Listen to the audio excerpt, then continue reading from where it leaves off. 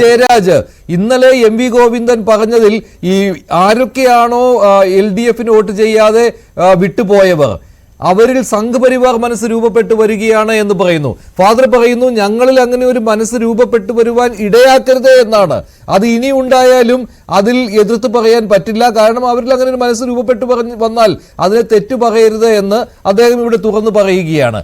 ഇതിപ്പോൾ ഈ എല്ലാ അബദ്ധങ്ങളും, പാർട്ടിക്കും സർക്കാരിനും പറ്റിയ എല്ലാ അബദ്ധങ്ങളും അതിങ്ങനെ ജാതിമത സംഘടനകളുടെ തലയിൽ കെട്ടിവെക്കുകയും ഈ സമുദായ അംഗങ്ങൾ സ്വയം വിചാരിച്ച് വോട്ട് ചെയ്താൽ പോലും അവരിലെല്ലാം സംഘപരിവാർ മനസ്സ് രൂപപ്പെട്ടു വരികയും ചെയ്യുന്നു എന്ന് പറഞ്ഞ് അവരെ ആ രീതിയിൽ മാറ്റി നിർത്തുന്നത് എന്തിനു വേണ്ടിയാണ്? നിങ്ങൾക്ക് പറ്റിയ അബദ്ധം നിങ്ങൾ സ്വയം തിരിച്ചറിയുക, അല്ലെങ്കിൽ തെറ്റാണെന്ന് ഏറ്റുപറയുവാൻ തയ്യാറാവുക. ഇപ്പോൾ ജാതിമത സംഘടനകളെ തമ്മിലടിപ്പിക്കുന്ന രീതിയിലേക്ക് ഈ വിലയിരുത്തൽ പോയിരിക്കുകയാണ്. അതാണല്ലോ വെള്ളാപ്പള്ളിയുടെ പ്രസ്താവനയ്ക്ക് സമസ്ത മറുപടി നൽകുന്നു. സമസ്തയുടെ വാക്കുകൾക്ക് പുല്ലുവില എന്ന് വെള്ളാപ്പള്ളി നടേശൻ പറയുന്നു. ഡോക്ടർ ബി ജയരാജ്,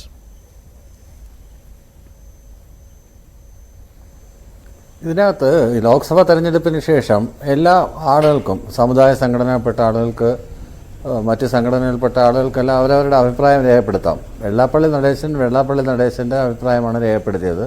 നമുക്കെല്ലാം അറിയാവുന്നതുപോലെ തന്നെ വെള്ളാപ്പള്ളി നടേശൻ്റെ മകൻ തുഷാർ വെള്ളാപ്പള്ളി BDJS എന്ന് പറഞ്ഞിട്ടൊരു പാർട്ടി ഉണ്ടാക്കിയിട്ട് അത് BJPക്ക് NDA മുന്നണിയിലാണുള്ളത്. അതുപോലെ തന്നെ ഈ ഇലക്ഷൻ സമയത്ത് ശ്രീ വെള്ളാപ്പള്ളിയുടെ ഭാര്യ BJPയുടെ പല യോഗങ്ങളിലും സംസാരിക്കുകയുണ്ടായി.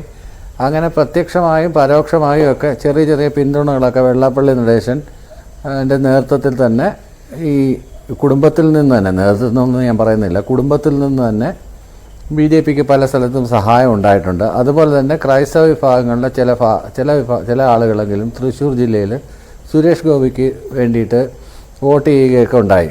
അപ്പോൾ ഈ പാമ്പ്ലാനി പിതാവാണല്ലോ ഇത് ആദ്യമേ തുടക്കമിട്ടത്.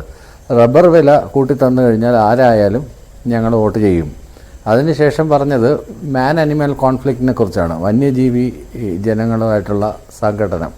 ഈ വന്യജീവി സംഘടന ഇന്നലെ തുടങ്ങിയത് ഒന്നുമല്ല, കുറേ വർഷങ്ങളായിട്ട് തുടങ്ങിയതാണ്. കുടിയേറ്റ മേഖലകളിൽ, മലയേറ്റ മേഖലകളിലൊക്കെ ഉണ്ടാവാറുണ്ട്. അതിനൊക്കെ കൃത്യമായിട്ടുള്ള ഇടപെടലുകളും നടത്താറുണ്ട്. പക്ഷേ ചില നിയമങ്ങളൊക്കെ വന്നപ്പോൾ ആനകളെ പിടിക്കാൻ പറ്റില്ല.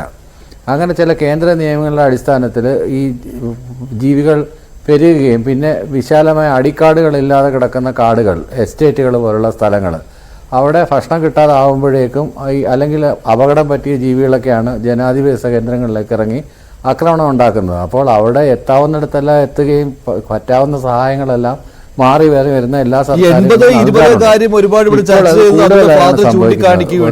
വളരെയധികം ഇതിപ്പോൾ ഒരു വിഭാഗത്തെ മാത്രം തൃപ്തിപ്പെടുത്തുന്ന രീതിയിലേക്ക് കാര്യങ്ങൾ പോവുകയാണെങ്കിൽ ഇനിയും ഈ രീതിയിൽ തന്നെ മുന്നോട്ട് പോകേണ്ടി വരുമെന്ന് ഫാദർ ഫിലിപ്പ് കബീൽ ഇവിടെ പറഞ്ഞത് താങ്കൾക്ക് മനസ്സിലായി കാണുമല്ലോ. ഒരു ഫാദർ പറയാൻ പറ്റുന്നതിന്റെ പരമാവധി കാര്യമാണ് അദ്ദേഹം ഇവിടെ വ്യക്തമാക്കിയത്. കാരണം ആ സമുദായത്തിന് അത്രമാത്രം വേദന ഉണ്ടായിട്ടുണ്ട് ഈ സർക്കാരിന്റെ പ്രവർത്തനങ്ങളിൽ. അതുകൊണ്ട് അവർ ചിലയിടങ്ങളിൽ മാറി ചിന്തിക്കുന്നു.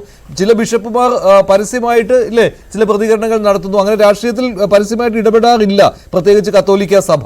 അപ്പോൾ സർക്കാരിൽ നിന്നും പാർട്ടിയിൽ നിന്നും ഒക്കെ ഇത്തരത്തിലുള്ള കാര്യങ്ങൾ സംഭവിക്കുമ്പോൾ, പ്രീണനങ്ങൾ സംഭവിക്കുമ്പോൾ, അങ്ങനെ ചിലപ്പോൾ ചില ഇടപെടലുകൾ നടത്തുകയും സ്വയം വിചാരിച്ച് തന്നെ ആളുകൾ വോട്ട് ചെയ്യുകയും ഉണ്ടാകും. അവരെയെല്ലാം സംഘപരിവാർ എന്ന് പറഞ്ഞ് അവഹേളിക്കുന്നതിൽ എന്തർത്ഥമാണുള്ളത്? ഇത് തുടർന്നു കഴിഞ്ഞാൽ കൂടുതൽ കൊഴിഞ്ഞു പോക്കലുകളെ ഉണ്ടാവുകയുള്ളൂ. ഡോക്ടർ ബി ജയരാജ്, അതാണ് യഥാർത്ഥ രാഷ്ട്രീയ വിലയിരുത്തൽ. അത് പക്ഷേ CPM നടത്തുന്നില്ല.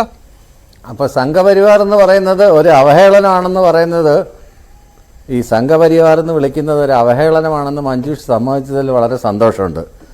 അതെനിക്ക് വളരെയധികം ഇഷ്ടപ്പെട്ടു. ഞാൻ സമ്മതിച്ചൊന്നുമല്ല, അങ്ങനെയൊന്നുമല്ല. സംഘപരിവാർ മനസ്സ് രൂപപ്പെടുത്തുമെന്ന് അവരെ കുറിച്ച് പറയുമ്പോൾ അവിടെ സംഘപരിവാറിന് മേൽക്കൈ ഉണ്ടാക്കി കൊടുക്കുന്നത് CPM ഉം MV ഗോവിന്ദനുമാണ്.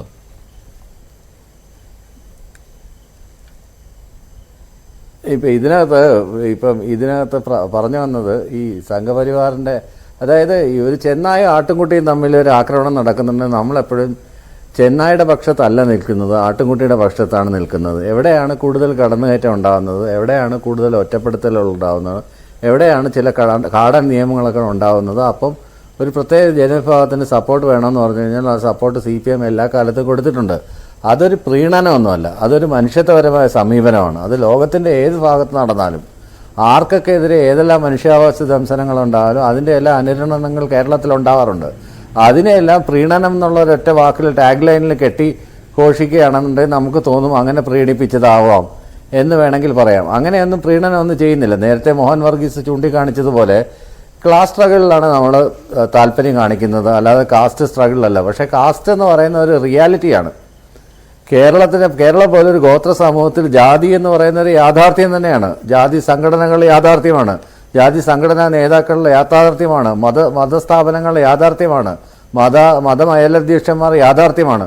ഈ യാഥാർത്ഥ്യത്തിൽ ഊന്നി നിന്നുകൊണ്ട് ഒരു ജനാധിപത്യ വ്യവസ്ഥയിൽ പ്രവർത്തിക്കുമ്പോൾ അത്തരത്തിലുള്ള കാര്യങ്ങളെ അഡ്രസ്സ് ചെയ്യാതെ നമ്മൾ ക്ലാസ് വാറിൽ മാത്രം ഊന്നി നിന്നുകൊണ്ട് ഉത്തരം പറയാൻ പറ്റില്ല. പലപ്പോഴും ജോയിൻ്റ് ആയിട്ടുള്ള ആക്രമണം, എല്ലാ ഭാഗത്തു നിന്നുള്ള ആക്രമണം വരികയും പിന്നെ ഈ തെരഞ്ഞെടുപ്പിലുണ്ടായ പരാജയത്തിന് ഏറ്റവും പ്രധാനപ്പെട്ട കാരണമായിട്ട് ചൂണ്ടിക്കാണിക്കുന്നത് കേന്ദ്രത്തിൽ എന്തായാലും ഇടതുപക്ഷം ഭരിക്കാൻ പോകുന്നില്ല. കോൺഗ്രസിന് എന്തെങ്കിലും ഒരു ഫെയർ ഗുഡ് ചാൻസ് ഉണ്ടെങ്കിൽ കോൺഗ്രസിന് വോട്ട് ചെയ്ത് BJPയെ ഇതിനകത്തുനിന്ന് തുടച്ചു നീക്കാം എന്നുള്ളൊരു ആറ്റിറ്റ്യൂഡ് ഈ പറഞ്ഞതുപോലെ ശരിയാണ്. അത് ഒരു വിഭാഗം ആളുകൾക്ക് അത് ഉണ്ടായി. കാരണം ഇടതുപക്ഷം അവിടെ പോയിട്ട് കാര്യമൊന്നുമില്ല, ഇടതുണ്ടായാലേ എന്ന് പറഞ്ഞ ടാഗ്ലൈനിലൊന്നും വലിയ വിശ്വാസമില്ലാതെ കുറേയേറെ ആളുകൾ ആ രീതിയിൽ ചിന്തിച്ചു എന്നതിൽ സംശയമില്ല. ശ്രീ ഷാബു പ്രസാദ്, ഇപ്പോൾ വെള്ളാപ്പള്ളിക്ക് പല സ്വാർത്ഥ താല്പര്യങ്ങളും അതറിയാവുന്ന കാര്യമാണല്ലോ.